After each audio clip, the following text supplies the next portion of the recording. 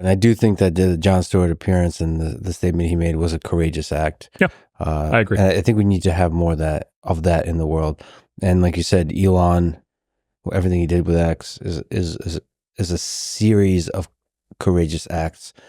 And I think what Mark Zuckerberg did on Rogan a few days ago is a courageous act. Yeah.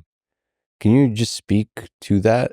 He has become, I think, an outstanding communicator, right? And he's, somebody who came in for a lot of criticism earlier in his career on that front. And I think he's one of these guys who can sit down and talk for 3 hours and make complete sense. And as you do with all of your episodes, like when somebody sits and talks for 3 hours, like you really get a sense of somebody, because it's really hard to be artificial for that long.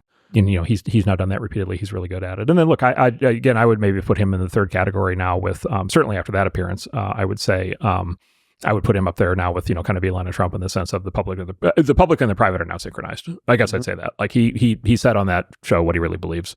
He said all the same things that he says in private. Like I don't think there's really any discrepancy anymore.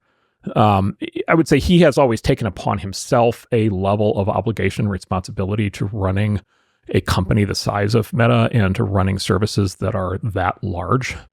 And I think, his conception of what he's doing, which I think is correct, is he's running services that are bigger than any country, right? He's running, over 3 billion people use those services. And then, the company has, many tens of thousands of employees and many investors, and it's a public company, and he thinks very deeply and seriously about his responsibilities. And so, he has not felt like he has had, let's just say, the complete flexibility that Elon has had. And people could argue that one way or the other, but he talked about it a lot. He's evolved a lot. A lot of it was he learned a lot. And by the way, I'm going to put myself right back up there. Like I'm not claiming any huge foresight or heroism on any of this. Like I've also learned a lot. My views on things are very different than they were 10 years ago on lots of topics. And so, I've been on a learning journey. He's been on a learning journey. He is a really, really good learner. He assimilates information, as good as or better than anybody else I know. The other thing I guess I would just say is he talked on that show about something very important, which is when you're in a role where you're running a company like that, there are a set of decisions that you get to make, and you deserve to be criticized for those decisions and so forth, and it's valid. But you are under tremendous external pressure as well. And by the way, you're under tremendous internal pressure. You've got your employees coming at you. You've got your executives in some cases coming at you. You've got your board in some cases coming at you. You've got your shareholders coming at you. So you've got your internal pressures, but you also have the press coming at you. You've got academia coming at you. You've got the entire nonprofit complex activist complex coming at you. And then really critically, he talked about on Rogan, and these companies all went through this. In this last, especially 5 years, you had the government coming at you. And that's the really, stinky end of the pool, where, the government was, in my view, illegally exerting, just in flagrant violation of the First Amendment and federal laws on speech and coercion and conspiracy, forcing these companies to engage in activities, that again, in some cases they may have wanted to do, but in other cases they clearly didn't want to do and felt like they had to do. And the level of pressure, like I just say, I've known every CEO of Twitter. They've all had the exact same experience, which when they were in the job, it was just daily beatings.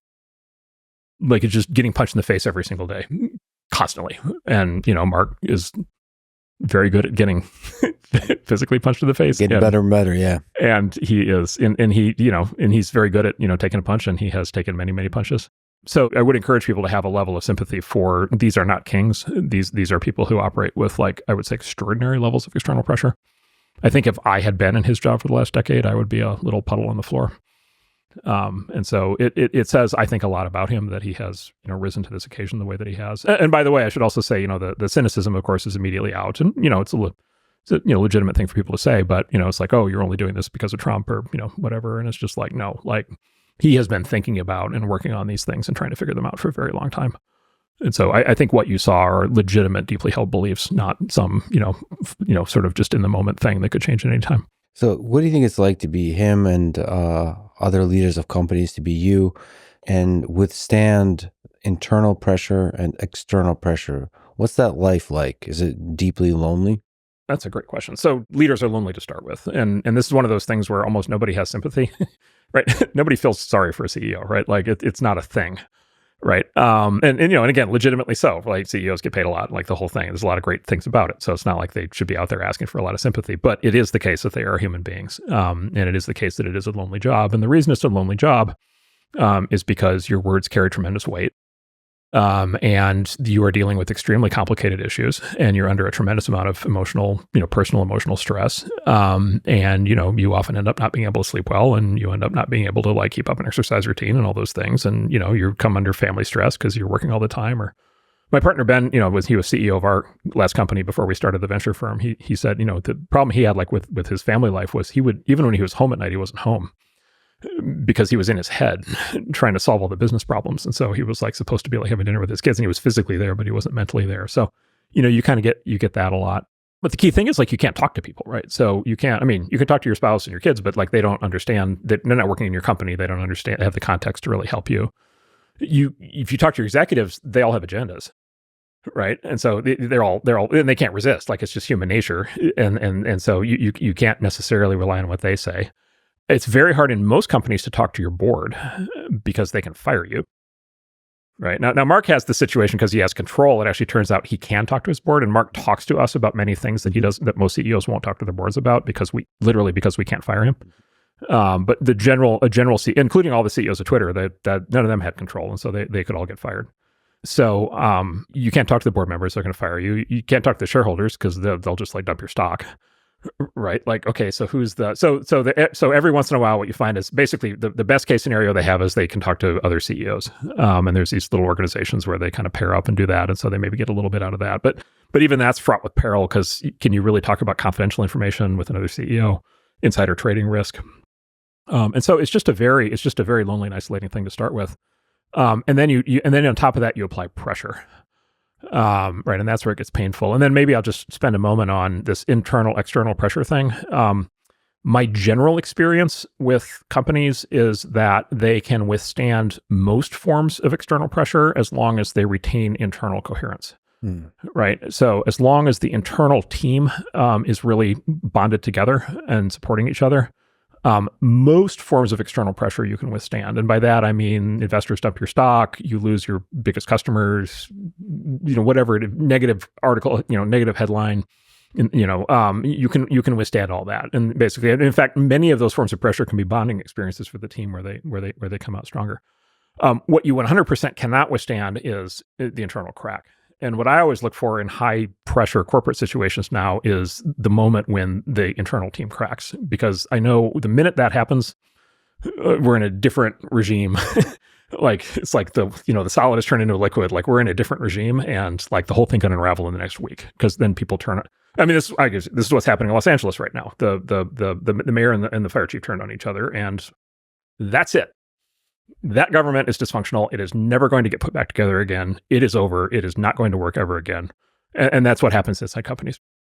And so somebody like Marc is under like profound internal pressure and external pressure at the same time. Now, he's been very good at maintaining the coherence of his executive team, but he has had over the years a lot of activist employees, as a lot of these companies have had. And so that's been continuous pressure.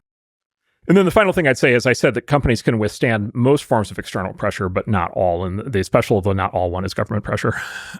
Is that when your government comes for you, like, yeah, any CEO who thinks that they're bigger than their government has that notion beaten out of them in short order. Can you just linger on that? Because it is maybe educating and deeply disturbing. You've spoken about it before, but worth speaking about again, this government pressure. So you think they've crossed the line into essentially criminal levels of pressure? Flagrant criminality. Felonies, like obvious felonies. And I can actually cite the laws. But yes, absolute criminality. Can you explain how those possible to happen, and maybe on a hopeful note, how we can avoid that happening again? So to start with, is a lot of this now is in the public record, which is good because it needs to be in the public record. And so there's three forms of things that are in the public record that people can look at. So one is the Twitter files, right, which Elon put out with a set of journalists when he took over. And I will just tell you, the Twitter files are 100% representative of what I've seen at every other one of these companies. And so you can just see what happened in Twitter, and you can just assume that happened in these other companies, for the most part, certainly in terms of the kind of pressure that they got. So that's number one. That stuff, you can just read it, and you should if you haven't. The second is, Mark referenced this in the Rogan podcast. There's a Congressman, Jim Jordan, who has a congressional committee called the Weaponization Committee. And they, in the last, 3 years, have done a full-scale investigation of this. And Facebook produced a lot of documents into that investigation. And many of those have now been made public. And you can download those reports. And there's like 2,000 pages worth of material on that. And that's essentially the Facebook version of the Twitter files, just arrived at with a different mechanism. And then third is Mark himself talking about this on Rogan. So I'll, just defer to his comments there. But yeah, basically what those three forms of information show you is basically the government, over time, and then culminating in 2020, 2021, in the last 4 years, just decided that the First Amendment didn't apply to them. And they just decided that federal laws around free speech and around conspiracies to take away the rights of citizens just don't apply. And they just decided that they can just arbitrarily pressure, literally arbitrarily call up companies and threaten and bully, and yell and scream and threaten repercussions and force them to censor. There's this old thing of the First Amendment only applies to, the government. It doesn't apply to companies. It's there's actually a little bit of nuance to that. First of all, it definitely applies to the government. 100%, the First Amendment applies to the government. By the way, so does the Fourth Amendment and the Fifth Amendment, including the right to due process, also applies to the government. There was no due process at all to any of the censorship regime that was put in place. There was no due process put in place, by the way, for debanking either. Those are just as serious violations as the free speech violations. And so this is just flagrant unconstitutional behavior. And then there are specific federal statutes. It's 18241 and 18242. And one of them applies to federal employees, government employees, and the other one applies to private actors. Around what's called deprivation of rights and conspiracy to deprive rights. And it is not legal, according to the United States Criminal Code, for government employees or in a conspiracy private entities to take away constitutional rights. And interestingly, some of those constitutional rights are enumerated, for example, in the First Amendment, freedom of speech. And then some of those rights actually do not need to be enumerated. If the government takes away rights that you have, they don't need to be specifically enumerated rights in the Constitution in order to still be a felony. The Constitution does not say you only have the rights that it gives you. It says you have all the rights that have not been previously defined as being taken away from you, right? And so debanking qualifies as a right. Right to access to the financial system is every bit something that's subject to these laws as free speech. And so this has happened. And then I'll just add one final thing, which is we've talked about two parties so far. We've talked about the government employees, and then we've talked about the companies. The government employees for sure have misbehaved. The companies, there's a very interesting question there as to whether they are victims or perpetrators or both. They will defend and they will argue, and I believe they have a good case that they are victims, not perpetrators, right? They are the downstream subjects of pressure, not the cause of pressure. But there's a big swath of people who are in the middle, and specifically the ones that are funded by the government that I think are in possibly pretty big trouble. And that's all of these third-party censorship bureaus. The one that sort of is most obvious is the so-called Stanford Internet Observatory that got booted up there over the last several years. And they basically were funded by the federal government to be third-party censorship operations. And they're private sector actors, but acting with federal funding. And so it puts them in this very interesting spot where there could be very obvious theory under which they're basically acting as agents of the government. And so I think they're also very exposed on this and have behaved in just flagrantly illegal ways. So fundamentally, government should not do any kind of pressure, even soft pressure, on companies to censor. Can't. Not allowed. It really is disturbing. It probably started soft, lightly, slowly, and then it escalates as the old will to power will instruct them to do. Because you get. That's why there's protection, because you can't put a check on power for government, right? There are so many ways that they can get you. There are so many ways they can come at you and get you. And the thing here to think about is a lot of times when people think about government action, they think about legislation, right? Because when I was a kid, we got trained at how does government work. There was this famous animated short the thing we got shown was just a cartoon of how a bill becomes a law. And it's like this, fancy little bill snicked along and goes this. I'm just a bill. Yeah, exactly. Yeah. It's all right. Number one, that's not how it works at all. That doesn't actually happen. We could talk about that. But even beyond that, mostly what we're dealing with is not legislation. When we talk about government power these days, mostly it's not legislation. Mostly it's either regulation, which is basically the equivalent of legislation, but having not gone through the legislative process, which is a very big open legal issue and one of the things that the Doge is very focused on. Most government rules are not legislated; they're regulated, and there's tons and tons of regulations that these companies are sub. This is another cliche you'll hear a lot, which is, oh, private companies can do whatever they want. And it's like, oh no, they can't. They're subject to tens of thousands of regulations that they have to comply with. And the hammer that comes down when you don't comply with regulations is profound. Like they can completely wreck your company with no ability for you to do anything about it. So regulation is a big part of the way the power gets exercised. And then there's what's called just flat out administrative power, is the term that you'll hear. And administrative power is just literally the government calling you and telling you what to do. Here's an example of how this works. So Facebook had this whole program a few years back to do a global cryptocurrency for payments called Libra. And they built the entire system, and it was this high scale, sort of new cryptocurrency, and they were going to build it in every product, and there were going to be 3 billion people who could transact with Libra. And they went to the government, and they went to all these different, try to figure out how to make it so it's like fully compliant with anti-money laundering and all these, controls and everything. And they had the whole thing ready to go. 2 senators wrote letters to the big banks saying, we're not telling you that you can't work with Facebook on this, but if you do, you should know that every aspect of your business is going to come under greatly increased level of regulatory scrutiny, which is, of course, the exact equivalent of, it sure is a nice corner restaurant you have here. It would be a shame if, somebody tossed a Molotov cocktail through the window and burned it down tonight, right? And so that letter, like, what is that letter? Like, it's not a law. It's not even a regulation. It's just like straight, direct state power. And then it culminates in literally calls from the White House, where they're just like flat out telling you what to do, which is, of course, what a king gets to do, but not what a president gets to do. And so anyway, so what these companies experienced was they experienced the full panoply of this, but it was the level of intensity was in that order. It was actually legislation was the least important part. Regulation was more important. Administrative power was more important. And then just like flat out demands and flat out threats were ultimately the most important. How do you fix it? Well, first of all, like you have to elect people who don't do it. Right? So like, as with all these things, ultimately the fault lies with the voters. And so, you have to decide you don't want to live in that regime. I have no idea what part of this recent election mapped to the censorship regime. I do know a lot of people on the right got very angry about the censorship, but I think it probably at least helped with enthusiasm on that side.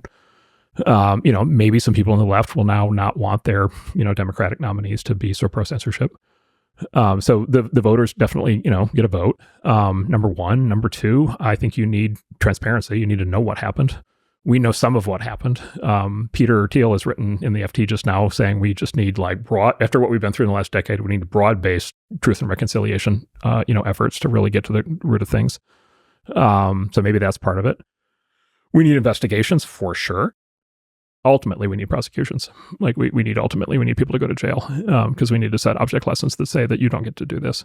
And on those last two, I would say that those are both up to the new administration, and I don't want to speak for them, and I don't want to predict what they're going to do, but they for sure have the ability to do both of those things, and we'll see where they take it. Yeah, it's truly disturbing. I don't think anybody wants this kind of overreach of power for government, including perhaps people that were participating in it. It's like this dark momentum of power that you just get caught up in it. And that's the reason there's that kind of protection. Nobody wants that. So I use the metaphor of the Ring of Power, and for people who don't catch the reference, that's Lord of the Rings. And the thing with the Ring of Power and Lord of the Rings, it's the ring that Gollum has in the beginning, and it turns you invisible, and it turns out it like unlocks all this like fearsome power. It's the most powerful thing in the world. It's the key to everything. And basically the moral lesson of Lord of the Rings, which was, written by a guy who thought very deeply about these things, is, the Ring of Power is inherently corrupting. The characters at one point, they're like, Gandalf, just put on the ring and fix this. Right. And he's like, he will not put the ring on even to end the war, because he knows that it will corrupt him. And then, the character, as it starts, the character of Gollum is the result of, it's like a normal character who ultimately becomes, this incredibly corrupt and deranged version of himself. And so, I mean, I think you said something actually quite profound there, which is the Ring of Power is infinitely tempting. The censorship machine is infinitely tempting. If you have it, you are going to use it. It's overwhelmingly tempting because it's so powerful, and then it will corrupt you. And I don't know whether any of these people feel any of this today. They should. I don't know if they do. But you go out 5 or 10 years later, you would hope that you would realize that your soul has been corroded, and you probably started out thinking that you were a patriot and you were trying to defend democracy, and you ended up being, extremely authoritarian and anti-democratic and anti-Western.